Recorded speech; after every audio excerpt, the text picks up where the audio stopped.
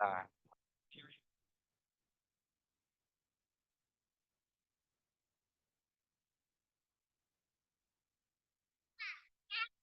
thank you. Okay. So, consumer purchase decision process, ito ay covers around 3 weeks, no? So, direct family doon sa syllabus natin. Let's discuss this. Konti lang naman to, 26 slides lang ito. Ayan. Na-discuss ko na ba to sa inyo? Hindi pa. Hindi pa po, sir. Yan, that's good. Okay. Tama kasi parang ang tagal nating hindi nagkita eh. Ayan, pasensya na kayo. No, it's me, not you. It's me. All right, so introduction to the process and overview of the decision process. The consumer purchase decision process involves the steps and factors influencing purchasing behavior. This process is vital for marketers to decide mga magagamit ninyo ng mga strategies, no? Mga design, mga strategies na pwede niyo magamit in order to influence the decision making, yung purchase decision making ng ating mga consumers or customers. So, um, teka lang.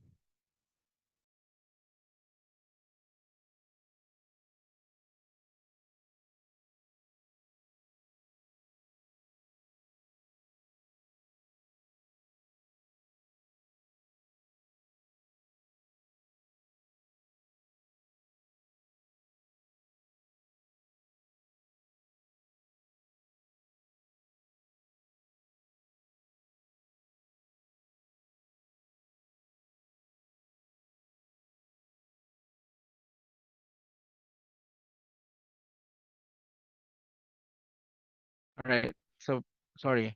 All right. So, let's begin.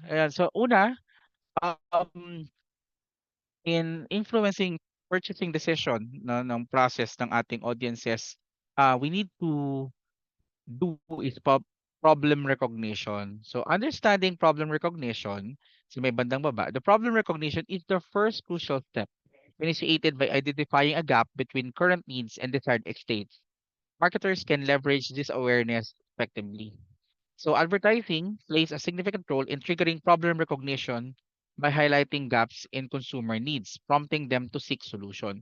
So, yung unang process o crucial step is the problem recognition. Ang ginagawa natin as advertisers or marketers is that we help our consumer or customers to recognize kung ano yung problema nila.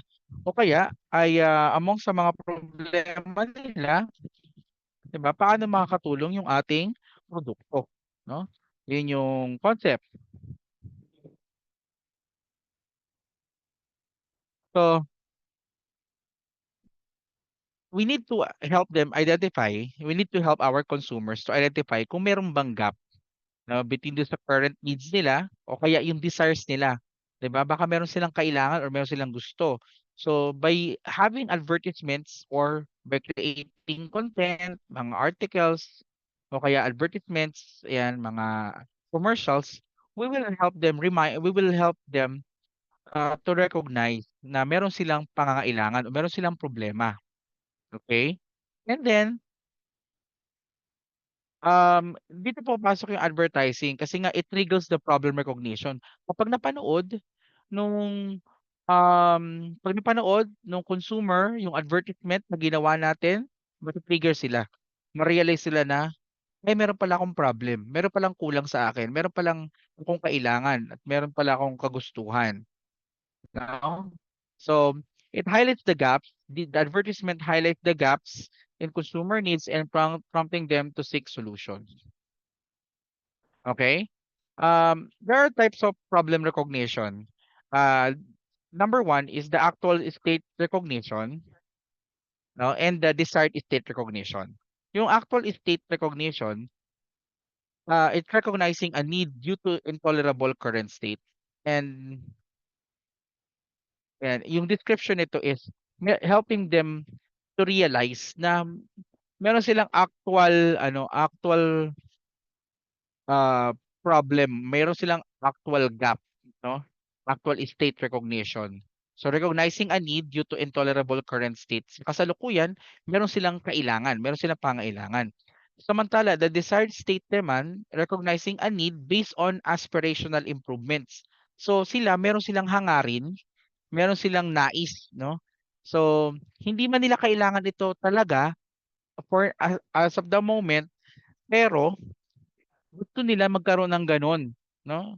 In the later time. So that's the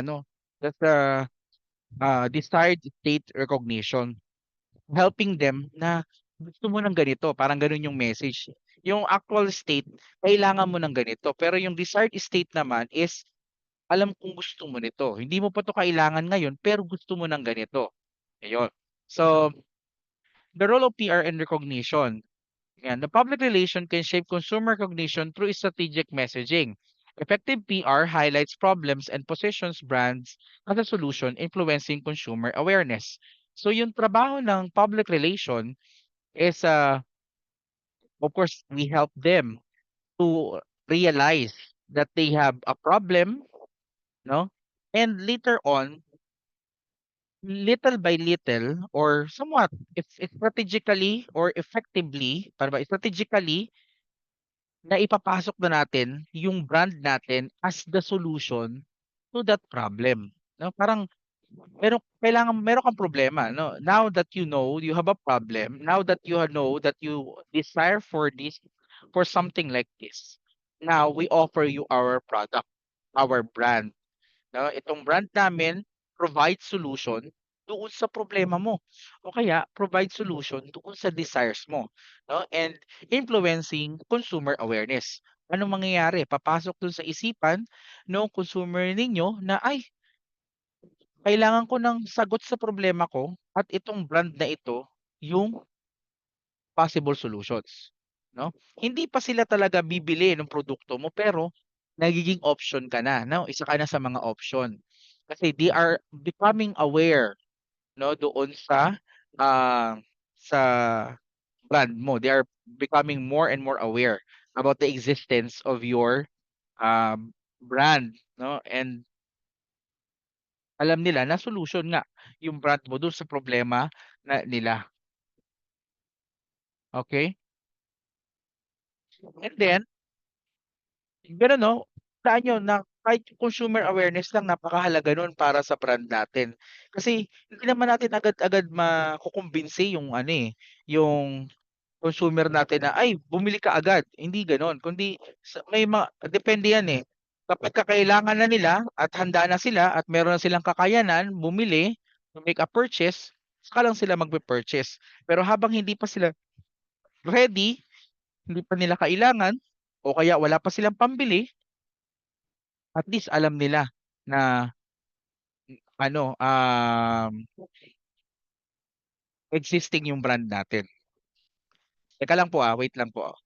I'll be back by ibaba ko lang yung baby ko.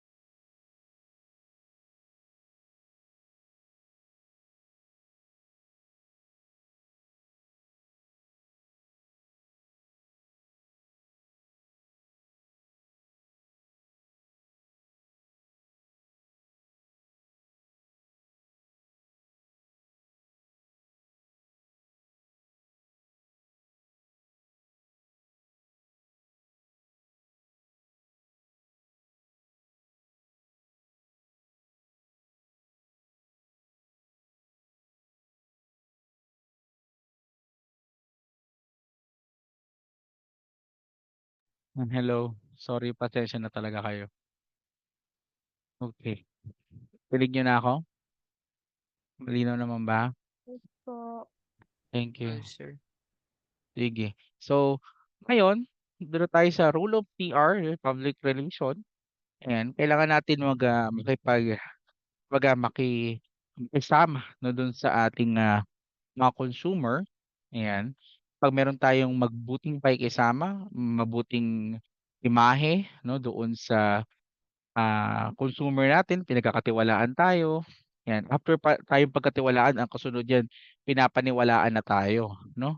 So, yung tiwala na binibigay sa atin ng consumer natin, ayan, um, through that, we can position our brands, no, as an option um, para sa ating consumer. So, pagka meron na silang kakayanan na bumili or yung kailangan nila ay may kakayanan silang bilhin, yung matugunan yung kanilang pangailangan, pwede nang lumapit sila sa atin at bumili, making a purchase.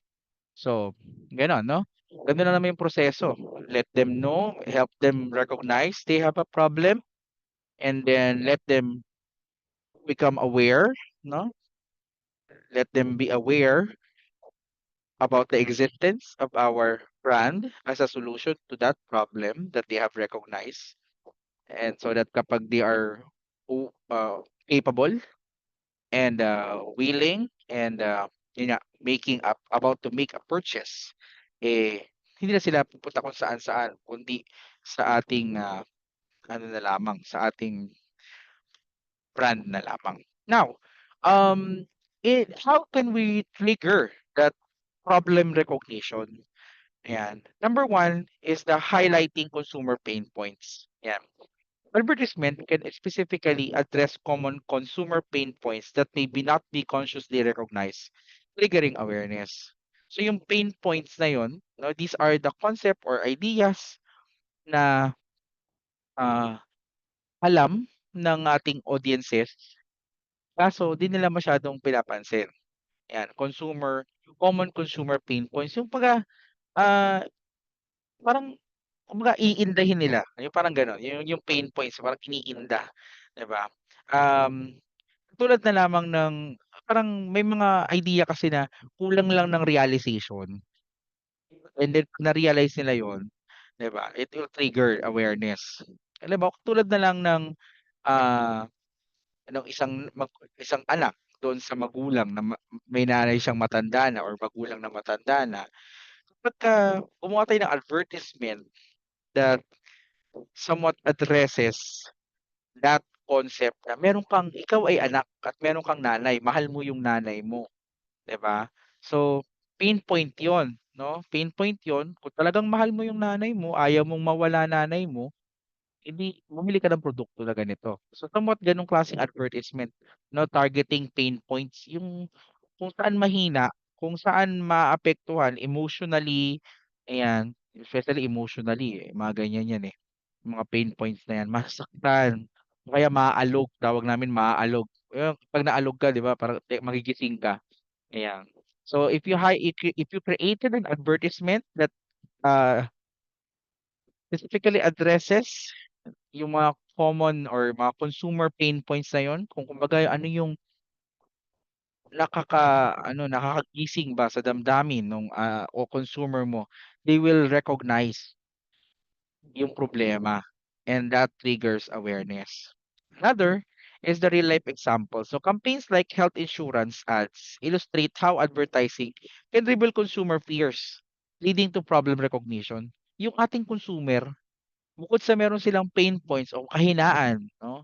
Meron din silang mga takot, no? Meron silang mga kinakatakutan, mga pinapangambahan, may mga bagay silang nababagabag, and an example of that is the insurance advertisement. 'Di ba, yung mga insurance company, actually wala namang kwenta insurance, eh, 'di ba? Magbabayad ka lang para 'pag may nangyari sa'yo, 'di ba? Pero 'di ba, sino ba namang may gustong may mangyari sa'yo, 'di ba? Pero it invested in your fear, no, in your fear na baka may mangyaring biglaan, hindi mo inaasahan, at least meron kang solution for that, 'di ba? That's why you go to insurance. So fear is also a way to trigger recognition. Ang consumer natin meron ding takot. If you invest on that, sige po. Oo. Hindi ko na kaya, be. Hmm. Teka lang ha.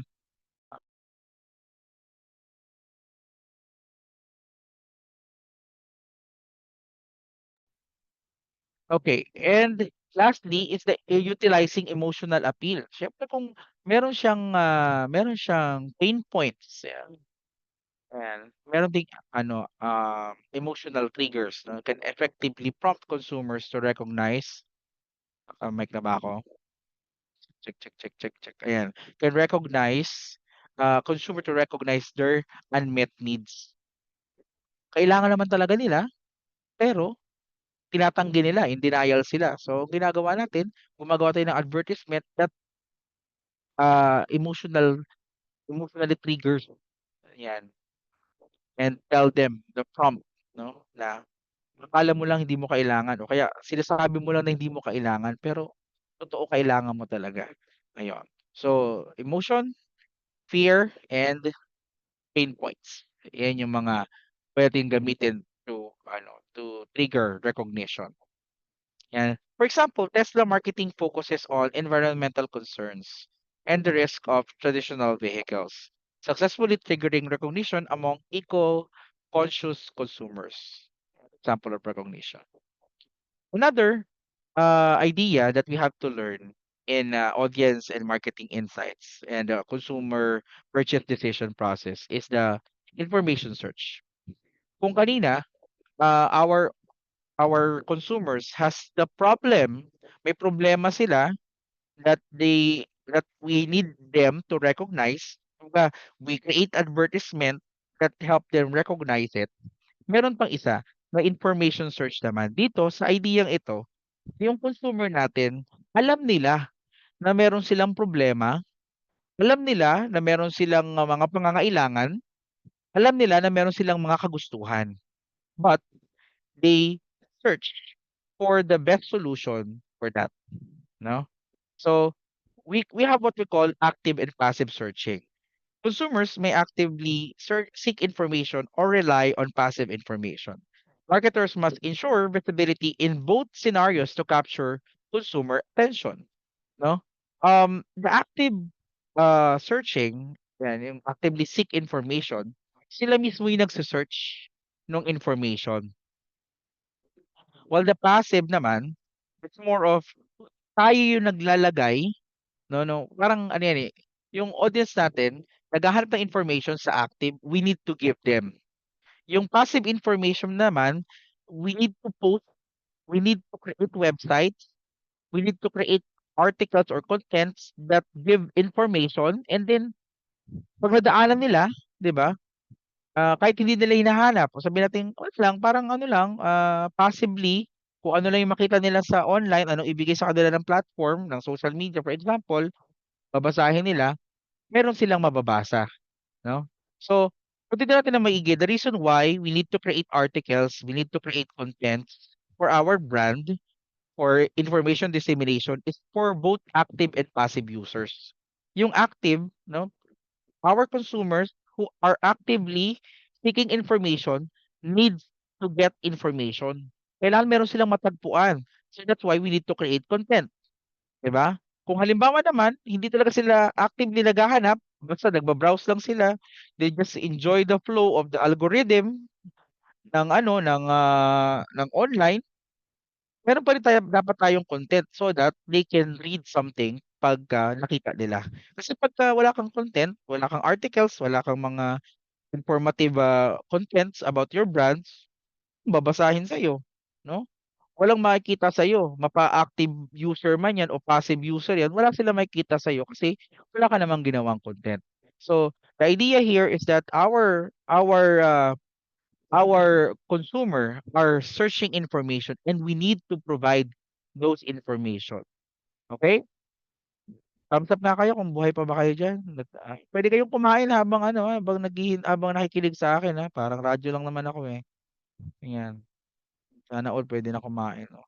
'Yan, paalis kasi yung ano ko, yung wife ko, yung family ng wife ko, papunta sila sa ano namin, sa church namin. That's why I have to ano, do something, mga ibang gawain. Pasensya na kayo 'no. Anyway, so now, digital media impact, we are at the baseline of 26, 'di ba? 816, kayang-kaya natin 'yan. Leveraging online tools, so unahin natin yung dynamic information searching. Digital platforms create a fragmented search experiences requiring brands to maintain a strong online presence across various channels. Pag sinabi natin fragmented, no, yung dynamic information searching is that in order for you to get every information that you need to do so much effort. Bakit? Kasi when you type something on the search bar of a search engine, hindi naman yun lahat makikita mo na sa isang website, no? Fragmented yan. May makikita ka sa unahan, sa unang result, pangalawang result, pangatlong result, pero they are fragmented or ano kumbaga nagsasama-sama, no? Or hindi niya lahat ano na ibibigay ng isang result, 'no? Hindi puwedeng nasa kanya na lahat. Meron pa ring mga iba pang information na makukuha natin from other sources. So, um, because of that, it requires the brands to maintain a strong online presence. Meaning, if you publish an article on your website, you also have to publish that article or share that article or be available, yung article na yun maging available sa iba pang mga platform, no? Katulad ng social media, 'di ba? If you posted something on your website, automatic i-share mo dapat 'yan sa social media mo. 'Yan, so that when other people searches through social media, meron silang matagpuan, 'di ba?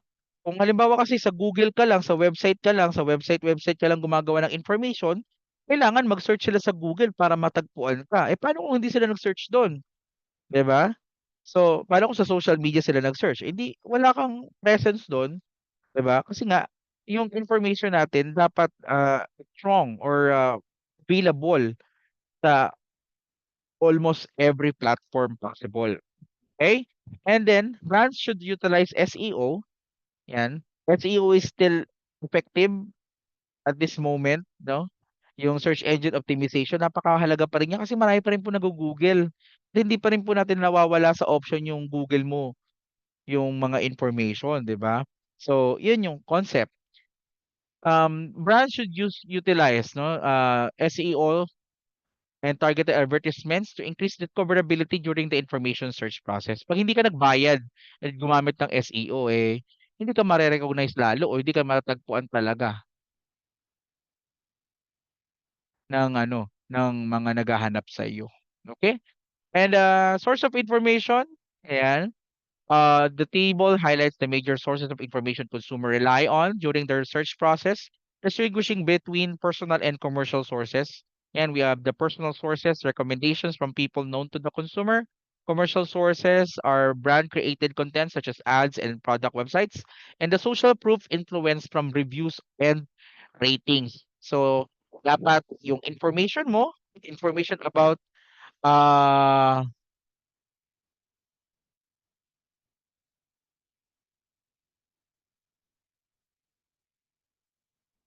sorry, dapat yung information mo are all available on these sources, 'di ba? Ang common kasi na nangyayari sa atin 'pag nagsisimula pa lang yung brand, siyempre ang pinakakaya nating gawin is the commercial sources, 'no? So we begin by creating product websites, we create advertisement, we create pages, 'di ba? So 'yan yung pinakasimula, pero as time goes by and as we proceed 'no, dun sa business natin, dapat unti-unti nating nai-establish itong mga sources na ito. Especially itong personal sources na recommendation from people known to the consumer. Yan, yung mga family and friends.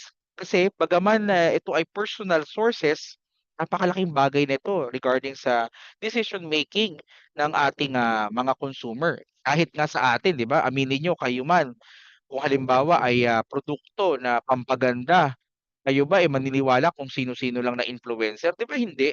You're more likely rely on your friends and family, 'di ba? You'll ask them, "Anong gamit mo sa buhok mo? Anong gamit mo sa mukha mo?" 'Di ba? And then you'll try it, 'di ba? Hindi ka umaasa sa ibang tao na, "Ay, uy, maganda sa mukha niya, baka maganda rin sa akin, gamitin ko."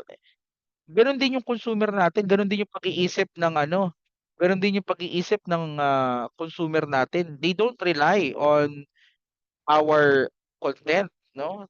Typically, yung kumbaga, hindi palagi sila nagre-rely doon sa ginawa nating advertisement kasi meron silang bias diyan, eh, na siyempre ang isip nila niyan, kaya nga nila ginawa yung website na 'yan, yung advertisement na 'yan kasi para sa kanila, eh. Ba't ko maniniwala agad diyan, 'di ba? So mas maniniwala sila, yung consumer natin mas naniniwala sa mga pamilya nila at mga kaibigan nila. And isa pang pinapaniwalaan nila more than our product websites and advertisement are the influences from the reviews and ratings, 'di ba? Pagka tumingin ka sa Lazada, sa Shopee, 'di ba, anong tinitingnan mo? Yung reviews, 'di ba? Yung proof of purchase, 'di ba? Mga images kung totoo ba, legit ba 'tong, web ano na 'to, itong store na ito. Kasi 'pag wala siyang comments, walang mga posts, eh, 'di ba, baka hindi totoo, baka budol lang 'to, peke ito, 'di ba? So gano'n yung konsepto. So, as a brand, we need to cover all of these sources kasi nga, hindi sapat na puro commercial sources lang. As a beginner ng business, as a nagsisimula pa lang na business, ayan, na brand, puwede kang mag-rely sa advertisement and, product website or sa mga commercial sources. Pero you have to establish all of these sources, personal and social proof. Nakikinig? Naintindihan? Thumbs up? Yan, maraming salamat. Social media role, ayan, ano ba yung role ng social media? The social media platform enhance information search. Actually, in the modern time, ewan ko, yung nanay ko nagse-search sa Facebook, hindi sa Google. 'No? So, our consumers, may mga gano'ng klase, may gano'ng portion sa society natin na hindi na sila nagse-search. They no longer search on search engines.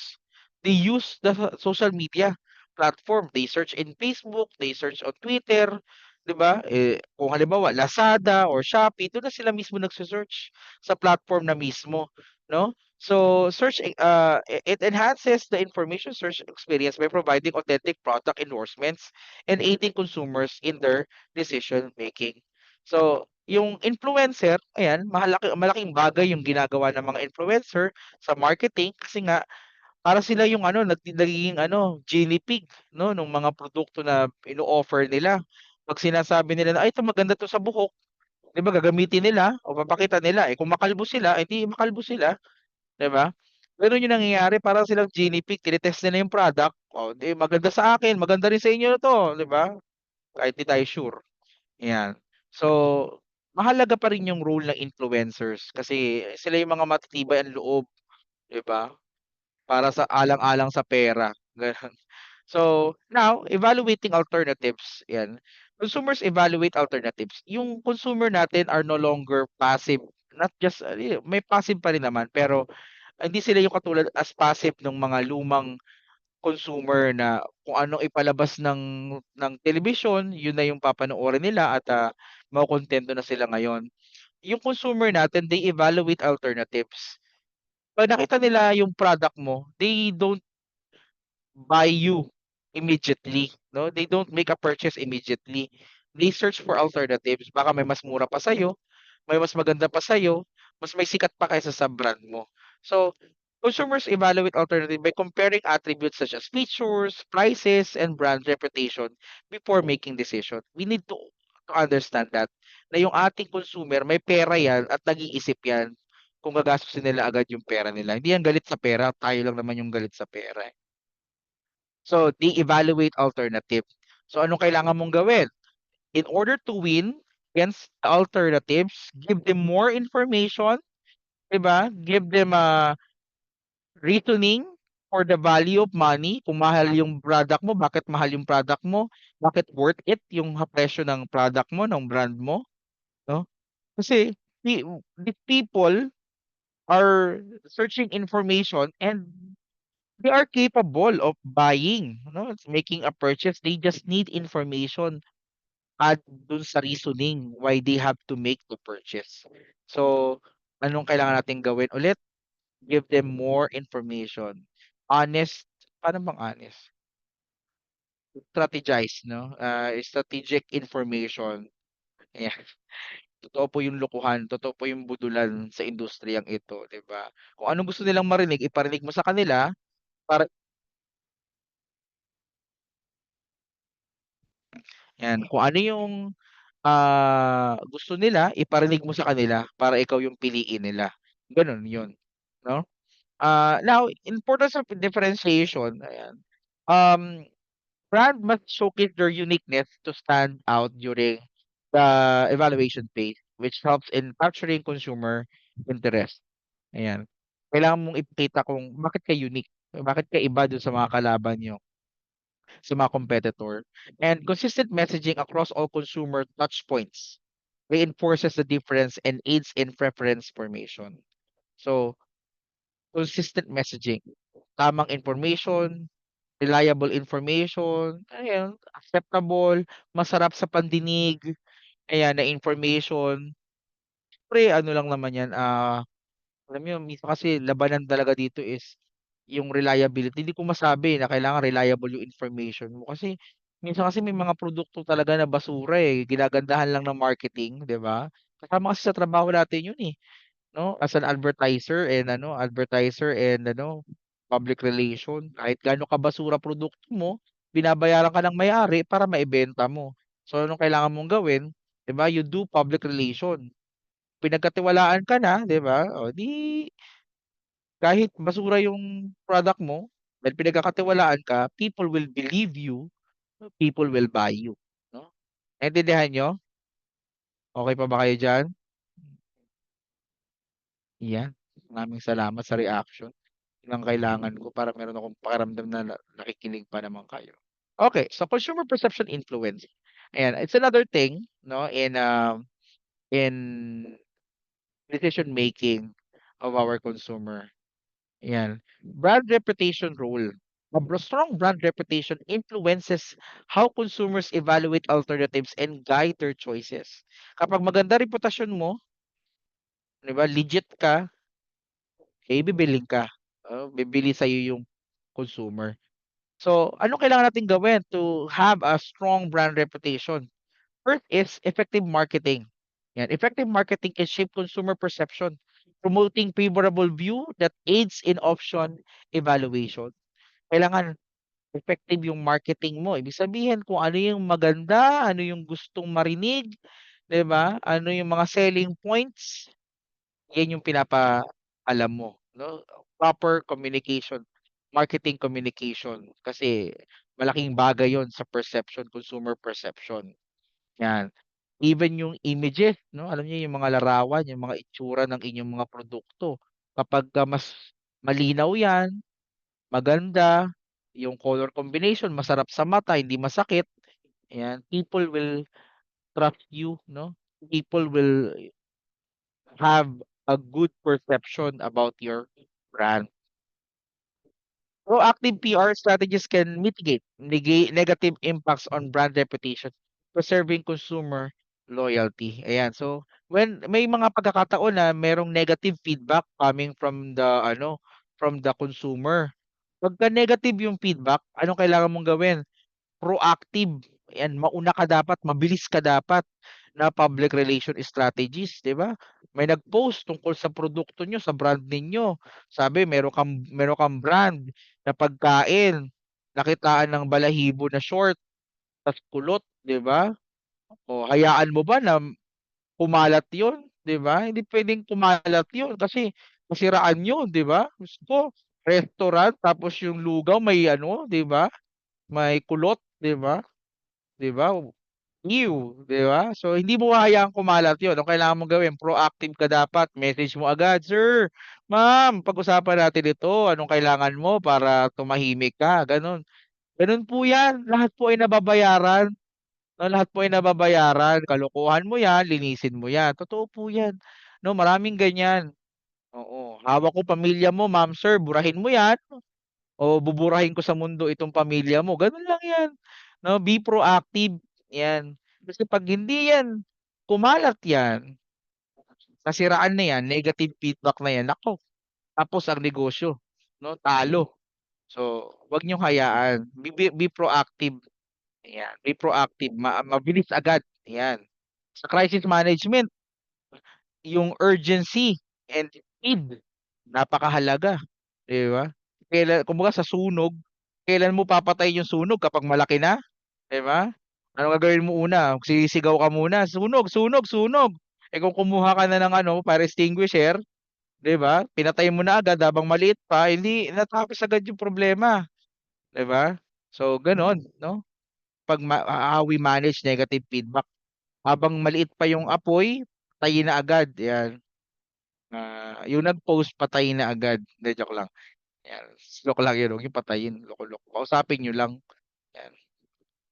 Next, 'yan, purchase decision factors. Bakit nga ba tayo ay, ano ba yung mga factors na nakakatulong sa atin to make a decision, to make a purchase decision? Ayan, various factors including pricing, promotion, and emotional triggers can sway consumer at the purchase stage. Ayan, presyo, mga promo, and of course emotional triggers. Ayan, sabi nga, eh, ba tayo nakukuha ng mga puso-puso, 'di ba? 'Di ba, unity, 'di ba? Ba't tayo nakukuha ng unity, ng puso-puso lang, 'di ba? Kasi nga emotional triggers, 'yan, because of emotional triggers. Let's discuss that. Number one, ayan, in the post-purchase behavior, we have the importance of the, uh, support. Yan. When you purchase a brand, when you sell a brand, kung bumili na siya, hindi dun natatapos yung trabaho mo, 'no, as a brand. Hindi natapos sa pagbenta ng produkto mo, yung, trabaho mo. Brands should provide excellent after-sales service to reassure consumers and enhance satisfaction, minimizing buyers' remorse. Alam niyo, maraming kumpanya ang nasira dahil sa pangit na after-sales service. 'Yan, common 'yan sa sasakyan, 'no? Alam mo isang example niyan yung kuwento nung sa Geely, yung Geely na sasakyan, pamilyar ba kayo dun? Geely, ayan. Yung Geely 'pag pinagsama yung Toyota saka Geely, ang gagawin nilang sasakyan Geely Ace, ayun. Kasi merong Ace, eh, na ano, Toyota Ace, na high Ace, 'di ba? So meron kang Geely Ace. 'Yan, joke lang. Pero yung Geely, ayan, merong pangyayari sa Geely na merong isang vlogger na parang napangitan siya doon sa after sales ng Geely, blinag niya, 'no? Yung vlog na yun, maraming nakapanood, medyo nasira si Geely. So ngayon, nahirapan sila makabenta because of that. Kasi lumabas na na pangit yung kanilang after sales. Kasi nga naman, saan ba nanggagaling yung produkto ng Geely, eh, galing pa yan ng Europa, galing pa yan ng ibang bansa talaga, 'no? So yung parts niyan 'pag may nasira, hindi agad-agad yan mababalik at hindi agad-agad mapapalitan. Unlike Toyota, yan. Si Toyota naman yung kabaliktaran. Isipin ninyo, Toyota, bihira masira Toyota. Usually nasira yung Toyota pero mabilis maayos. The reason why? Because they have excellent after sales service. 'Pag sinabi mo sa kanila, "Uy, nasira kotse ko." Sabihin mo lang po ano pong sira, 'no, papalitan natin agad, mabilis.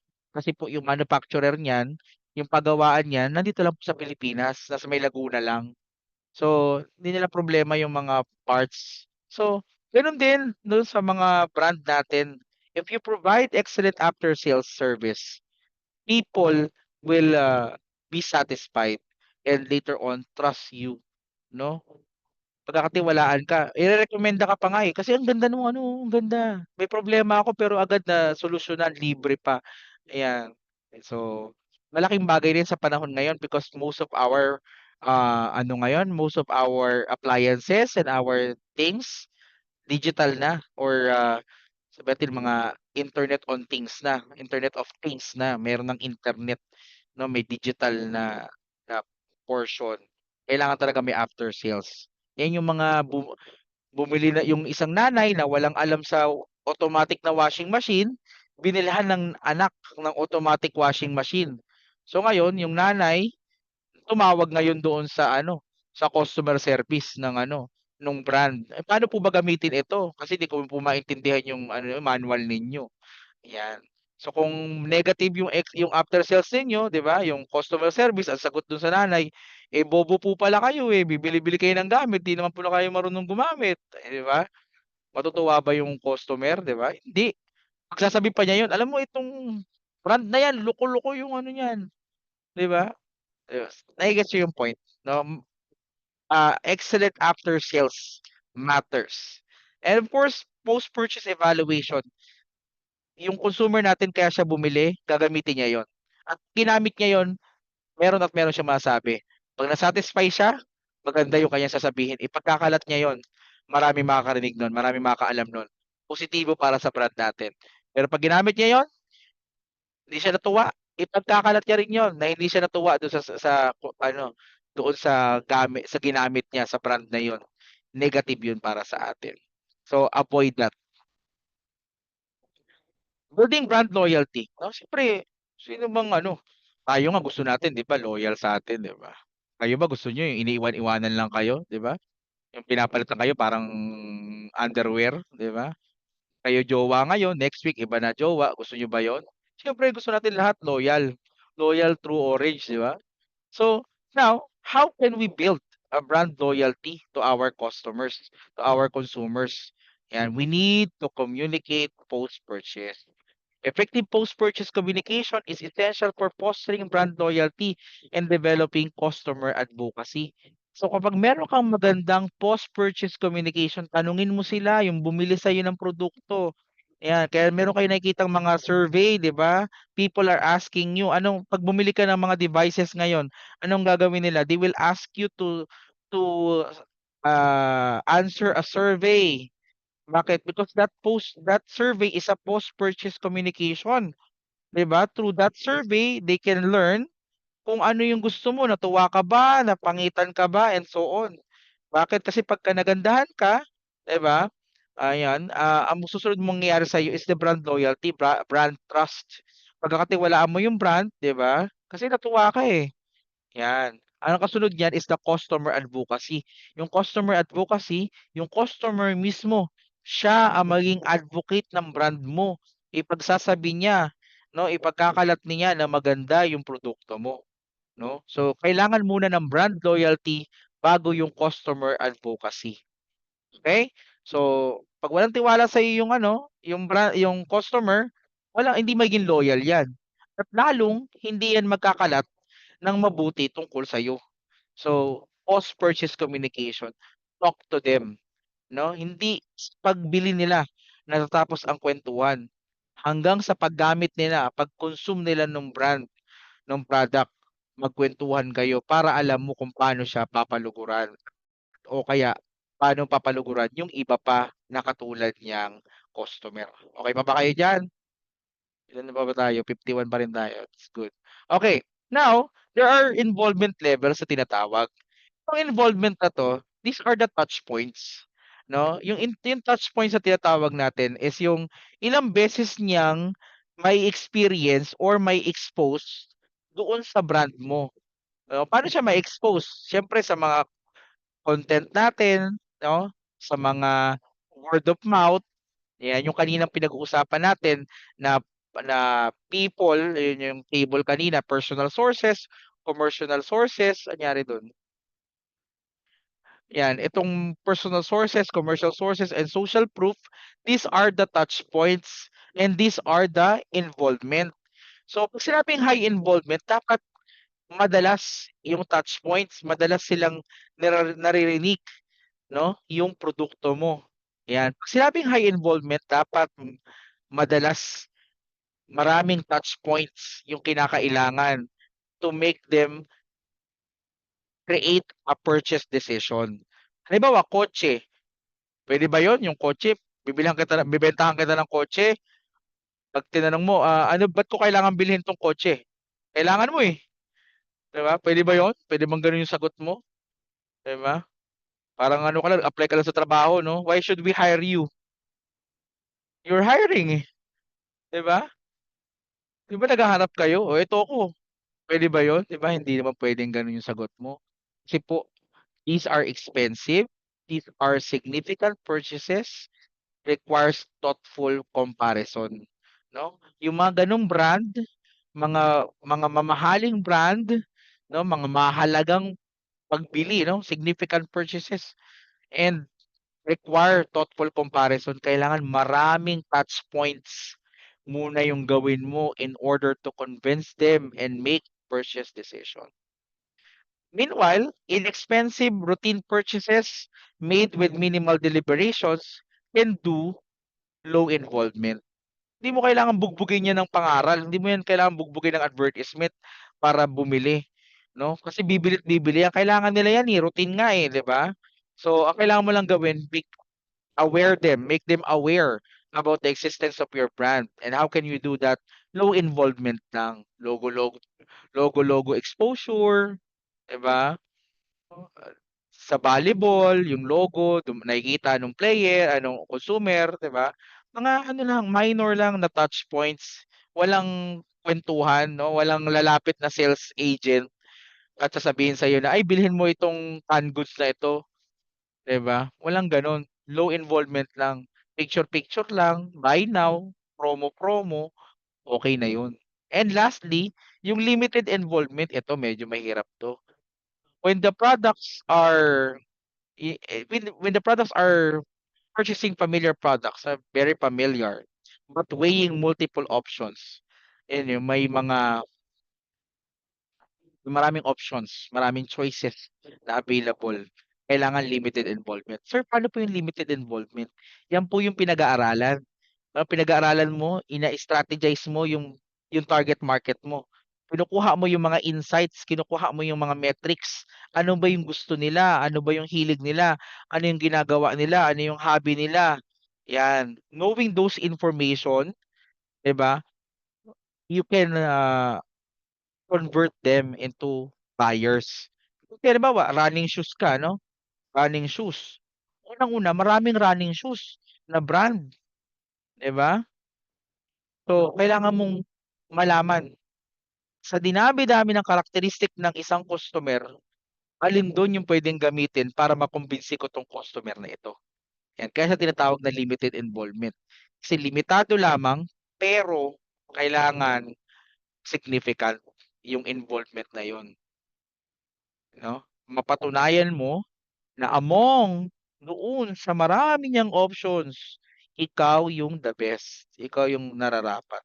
So how can you do that? Of course, by understanding your consumer, no? Your audience.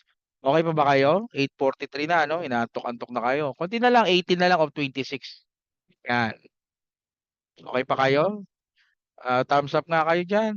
Pindutin niyo para gumalaw-galaw naman kayo diyan. Ayan. Nakahiga na ba kayo? Kayo ba'y niyayakap, kasalukuyang yakap-yakap ng inyong mga mahal? O ikaw ba'y mag-isa lamang, nanginginig, nilalamig, 'di ba? Magkape ka, 'di ba? Magkape ka, buhos mo sa'yo para tingnan natin kung 'di ka mainitan. Baka mapasok ka pa nga, eh.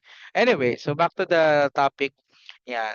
Situational influences, ayan, impacts of environmental factors. So, temporal factors like social environment, physical surroundings, and task definition can significantly influence consumer purchasing behavior.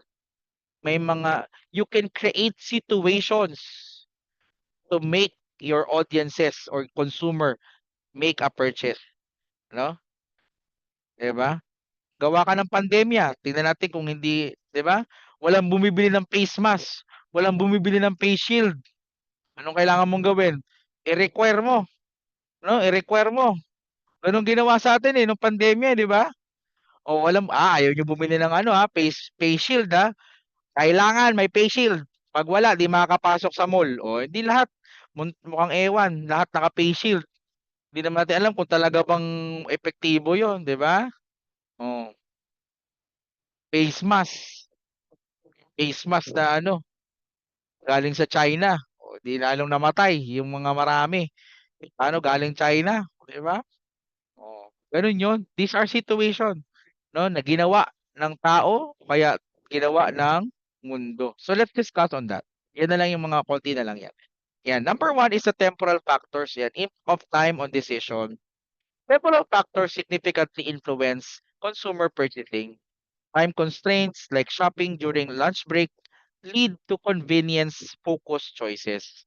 Limited availability scenarios such as sales also dictate consumer behavior. Ayan. Ah, yung mga inner-urge, may sense of urgency, no? May sense of urgency.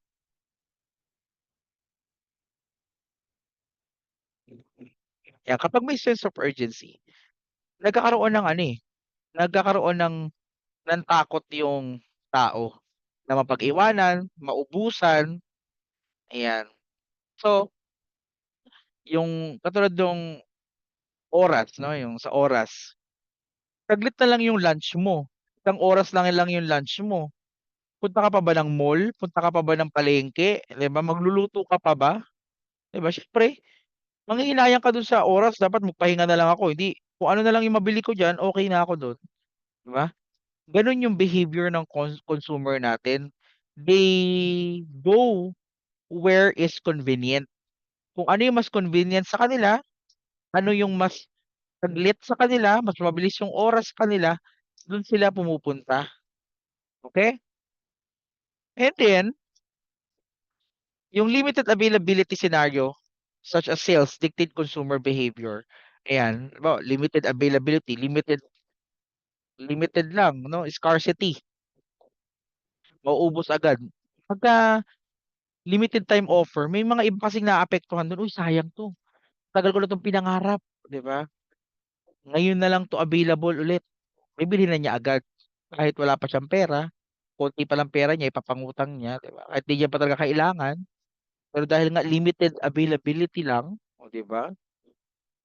Binibili niya.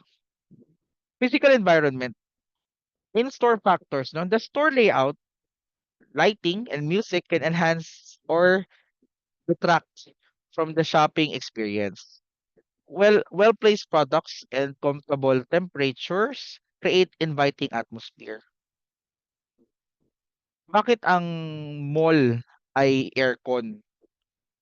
Para comfortable yung temperature, 'di ba? Para pumunta yung tao kasi mainit sa labas eh. Doon ako sa loob. Ang problema sa loob maraming tao, 'di ba? So, gano'n yung ginagawa nila. They invite, 'di ba? People. Oh, punta ka na ng ano, punta ka na sa loob ng mall, 'di ba? Magpalamig ka doon, 'di ba? Sa restaurant, yan, sa restaurant, bakit yung mga music sa restaurant ay very chill lang, very relaxing, 'di ba? Bakit? Because if you feel relaxed, if you feel comfortable doon sa restaurant, mag-i-stay ka ng matagal. Mag-i-stay ka ng matagal. Mag-i-stay ka ng certain time. Then, after that certain time, you will feel guilty of not ordering anything and just be benefited dun sa lamig at yung space na kinonsume mo, no? Ganun yun eh. Diba? Pagka nasa restaurant ka, ay, tuloy-tuloy pa na nakaupo rito, di ba na ako umorder? Oh, order ka ngayon, 'di ba? Kasi utang na loob na lang yun eh. Dahil gumamit ka ng oras, nakilamig ka ng aircon, nakichismis ka, 'di ba? Nagbasa ka ng text message ng ibang tao doon, katabi mo doon sa restaurant, 'di ba? No? You will feel guilty of not paying for that convenience. So bibili ka, 'di ba? Ano pa? Yung store layout, no, yung store layout, they make they designed stores na kung saan yung entrance, dun din yung exit. Bakit? Para mahiya ka, no? Mahiya ka dun sa guard. Ay, pumasok, lumabas walang dala. Oy, mahirap. Social climber, 'di ba? Ganun 'yun. Yung store layout, they make it to the point na mahihiya kang hindi bumili, 'di ba? Isa pa, yung well-placed, yung placing ng produkto. Yung mga mamahaling brand, yung mga malaki ang kita na mga brand, o malaki yung kita ng store na brand, halimbawa, Tide, yan, mga main brand yan eh. Malaki tubo diyan ng ano, malaki ang kinikita diyan ng store. Kaya anong ginagawa ng store? Nilalagay niya sa eye level, dun sa madaling makita. Pagka naglakad ka, tanaw mo agad o kaya kita mo agad. Ikaw ba lilinga ka pa sa iba? Yuyuko ka pa ba? Titingala ka pa ba? Hindi na. Doon ka na lang sa eye level mo. Doon ka na lang kukuha, 'di ba? So, pati yung placement ng produkto, inaaral po 'yan, no? That can influence product purchase. Ayan. For online shopping, website design is crucial. Pag pangit yung website, parang ano no, parang budol, parang peke, 'di ba? Kaya nga maganda yung website mo para mukhang makatotohanan, mukhang legit, 'di ba? Yung load times, 'di ba? Pagka mabagal mag-load yung website, ano nangyayari? 'Di ba nakakainis, 'di ba? So, anong kailangan gawin? Eh, bilisin yung loading ng website para ma-invite, maging ano, may time magbasa at tumingin yung consumer. Konti na lang everyone. Give me 51, 9 minutes. Social surroundings. Yan. Shopping with others can affect consumer decision. Peer pressure can lead consumers to choose more extravagant items when in a group. Diba? Nuknukan natin ng yabang. Kapag may ibang tao tayong kasama, ayaw natin ng chipipay na ano, na produkto. Kailangan yung medyo pogi, 'di ba? Maganda tingnan, 'di ba? Kahit wala ka ng pera, 'di ba? Wala ka ng pera, at least naka-Starbucks ka, 'di ba? Mm. Extravagant items eh. Ayaw mo ipakita sa mga kaibigan mo na mahirap ka, 'di ba? Ayaw mo ipakita sa mga tao na tay gutom ka, 'di ba? Joke lang. Pero gano'n tayo, meron tayong parang ego eh, 'no? Yan. Marketing strategies may highlight group experience and offer team discounts to tap into social influence on purchasing. Pag nakita niyo yung mga pagkain, mga restaurant, Jollibee, McDonald's, 'di ba? Their advertisement encourages group experiences. Kumain kayo, 'wag mag-isa. Kumain kayo, madami kayo, barkada, tropa, pamilya. Gano'n dapat. Bakit? Kasi 'pag mas marami kayong kumain, mas marami kayong kakainin, mas malaki yung kikitain. Gano'n po yung nangyayari, 'di ba? Sino ba naman ang advertiser ng Jollibee ngayon, 'di ba? Bini, 'di ba? Bini, o ilan ang Bini? Hmm, collect collect, 'di ba? Gano'n, kolektahin mo na yung mga gano'n, may mga collectibles na marami, hindi yung isa lang, 'di ba? Bakit? Because they highlight group experiences. 'Yan, 'yan. Puwede ring discounts, 'di ba? Parang, halimbawa sa Vikings 'pag birthday mo, libre ka. Kaso yung kasama mo, hindi libre. So magbabayad sila, 'di ba? Gano'n 'yun. Eh, ikaw ba birthday mo, jowa mo lang kasama mo? Siyempre hindi. Kailangan pati pamilya mo. Ano ka, pangit mo naman mag-birthday, pangit mo ka-bonding, soloista, 'di ba? Ikaw lang mag-isa. Punta kayong ano 'no, ng Vikings, "Kain po ako." Bakit? Birthday ko, eh. Wala kang kasama, lungkot, kakanta ka nila happy birthday, walang iba na ikanta, 'di ba? Ano lang nila, yung kanilang tao lang rin nila, 'di ba? 'Di ba nakakahiya? So, anong nangyayari? Their ambience, their restaurant feels, yung experience encourages group experience. Kailangan grupo kayo, 'wag isa lang kasi mababa kita 'pag mag-isa lang, okey? 'Yan. Task definition. Task definition shapes consumer intent. For significant events like holidays or weddings, shoppers prefer luxury items, often influenced by targeted marketing that emphasize occasion and importance. And also, yung task definition has something to do with our social roles, no? Yung role natin sa lipunan, it create expectations, no? Yung expectation na yun leads to task that we need to fulfill. Yung role na yun give us tasks that we need to fulfill. Halimbawa, ikaw ay tatay, no? Ikaw ay tatay, siyempre, responsibilidad mo na bumili ng gatas para sa anak mo, no? That's a task definition. Dati hindi ka bumibili ng gatas, ngayon bumibili ka na ng gatas. no? Yung intention mo. Tayo as a consumer, as ayan, lahat ng tao as a consumer, meron tayong social role that we need to fulfill. And then, intention natin na ma-fulfill yung social role na yon. Kasi pag hindi natin na-fulfill yung social role na yon, ano parang wala kang kwenta, parang wala kang ambag. Naintindihan niyo? Thumbs up nga kung naintindihan niyo, konti na lang, 5 minuto. 'Di ba? Parang ninong-ninang, 'di ba? Pag ninong-ninang, oh, ninong ka ninang ka Ano kailangan mong gawin? Kailangan magbigay ka ng aginaldo, 'di ba? That's the task definition. As your habang meron kang social role, may task definition 'yan. And that task definition can be used by us, advertisers, marketers, no? Para para convince sila na bumili nung produkto natin, nung brand natin, 'di ba? Like in the holiday, 'di ba? Pag holiday, anong ano, anong nangyayari? Yung mga tao, ang daming pera, 'di ba? Ang daming pera. So ngayon, waldas lang sila ng waldas. O, gamitin natin 'yon, 'di ba? Kaya napapansin niyo mas nagmamahal yung presyo pagka ganyan, 'di ba? Pagka holidays. Bakit? Kasi people will still buy it kahit mahal yung presyo because that is the task defined to them by their social role. O, 'di ba? Ganun 'yun. Bakit nagmamahal ang krudo kapagka nagha-holiday? Halimbawa may long weekend, asahan mo bago 3 days before the long weekend, magtataas yung presyo ng gasolina. Bakit? Task definition po.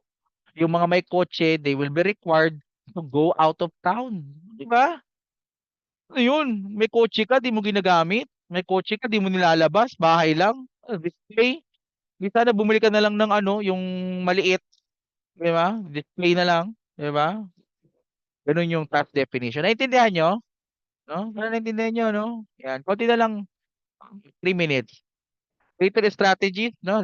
We can use the limited time offer. These are the promotions that expire soon, and somewhat it create urgency. And when the consumer feel that urgency, they will buy, boosting the sales.